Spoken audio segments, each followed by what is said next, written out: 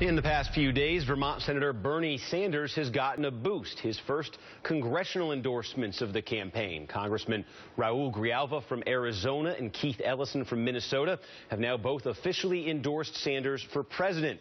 They are the two co-chairs of the Congressional Progressive Caucus. That is a group that Sanders helped to found back in 1991. Sanders is also currently the only member of it in the Senate. On Friday, Grijalva explained why he was backing Sanders. It's way past time that we had a national campaign and a voice that speaks truth to power. And joining me now is Congressman Raul Grijalva, a Democrat from Arizona, one of the two congressmen who have now endorsed Bernie Sanders. Congressman, let me ask you this. We talk so much about the importance of endorsements in presidential campaigns. At this point, Hillary Clinton has far, far more than Bernie Sanders. Again, these are the first two congressional endorsements he's put on the board. We also mentioned that Bernie Sanders is one of the founders of the Congressional Progressive Caucus. I guess my first question to you is, how come it's taken so long for any members of the Congressional Progressive Caucus to come out in favor of him, and what's holding the rest back? I don't know. I really don't, Stephen. Thank you. My reason for endorsing him was mine, in the sense that I want to associate myself with this campaign. Bernie's a friend. But aside from friendship, it is something, this campaign and the message that he's laying out to the American people is something I want to be associated with. I have spent a lifetime in politics and in progressive politics, and the issues that he's bringing up have been muted for so many years, triangulated, lessened. And the fact that he is at a national level, and with this debate coming up, an expanded national audience, to talk about issues that I think are really, really resonating with the American people. So for me, my endorsement was one based on the fact that this is a campaign that has unmuted, I think, a voice in this country on the political climate that needs to be heard. So I'm very comfortable with that. Other members might not be there. Other members could be there. But the fact of the matter is endorsements are important.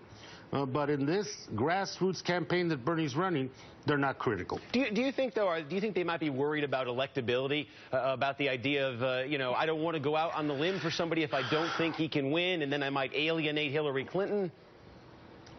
Steve, it's an excellent point. You know, nobody wants to deal with retribution after the fact.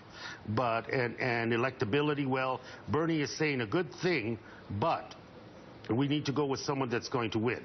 You know, I happen to think that Bernie is saying a good thing, and the potential to galvanize a huge block of the American voters to not only participate, and much of that block doesn't, and to be able to identify with a political message that hasn't been done before. You know, Democrats' defeat in 2014 was as a consequence of not having an economic agenda.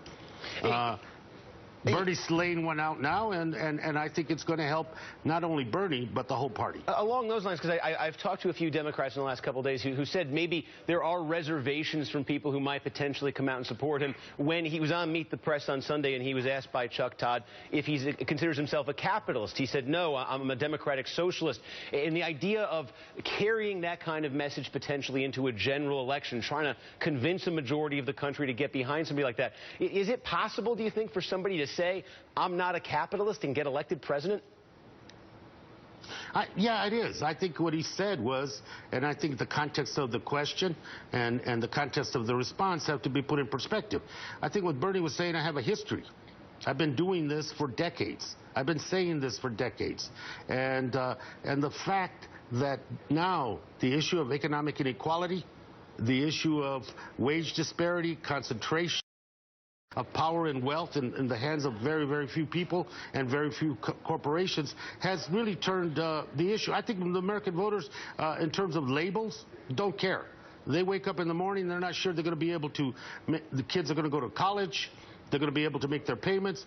That is the thread that's running through the economic issue in this country, and people have to address it. All right, Congressman Raul Grijalva from Arizona, one of Bernie Sanders' two congressional supporters so far. Thanks for joining us. Appreciate it.